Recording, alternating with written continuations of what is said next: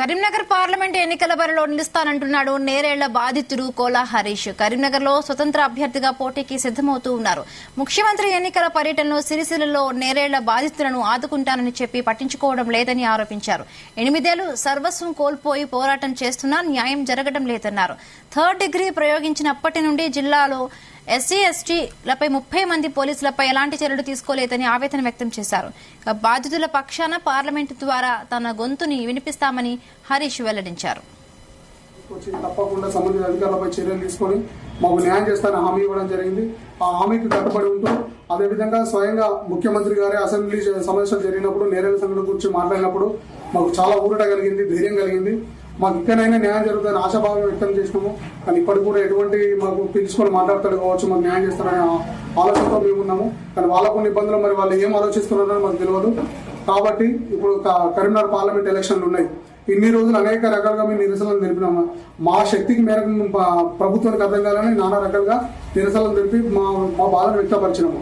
ఇప్పుడు పార్లమెంట్ ఎన్నికలు ఉన్నాయి కాబట్టి కరీంనగర్ పార్లమెంట్ అభ్యర్థిగా ఇండిపెండెంట్ క్యాండిడేట్ గా నేను పోటీ చేయడానికి సిద్ధమైన ఇప్పటికైనా ప్రభుత్వం ఆలోచించి, కాంగ్రెస్ ప్రభుత్వం ఆలోచించి, రేవంత్ రెడ్డి ఆలోచించి మా బాధను అర్థం చేసుకొని మమ్మల్ని పిలిపించుకొని మాట్లాడి మాకు న్యాయం చేస్తారనే నమ్మకంతో చేస్తున్నా. ఇది ఒక నిరసనగానే నేను ఎంపీగా పోటీ చేస్తున్నా. దాదాపు 8 సంవత్సరాల నుంచి నిర్విరామంగా పోరాటం చేస్తున్నాము. ఎవరైతే ఆ సమయంలో మాపై 30 డిగ్రీ ప్రయోగించిన ఎస్పీ కంపార్టీ ఐపీఎస్ ఎస్ఐ రవీందర్తో పాటు 30 మంది కానిస్టేబుల్ మీద చర్యలు తీసుకోవాలని దాదాపు 8 సంవత్సరాల నుంచి పోరాటం చేస్తున్నాము. గత బీఆర్ఎస్ ప్రభుత్వం పట్టించుకోలేదు. వాళ్ళకు ప్రమోషన్ ఇచ్చే పరిస్థితి తీసుకొచ్చిండ్రు. ఇంతవరకు కూడా ఆ కేసు ఎటువంటి మూవ్మెంట్ తీసుకురాలేదు. లాస్ట్ టైం ఎన్నికలు జరిగినప్పుడు కాంగ్రెస్ పార్టీ మా దగ్గరకు వచ్చింది. స్వయంగా సీఎం రేవంత్ రెడ్డి గారు మా దగ్గరకు వచ్చి కాంగ్రెస్ ప్రభుత్వం వచ్చిన తర్వాత నేరేళ్ల కేసును ముందుకు తీసుకొచ్చి తప్పకుండా సంబంధిత అధికారులపై చర్యలు తీసుకొని మాకు న్యాయం చేస్తానని హామీ ఇవ్వడం జరిగింది.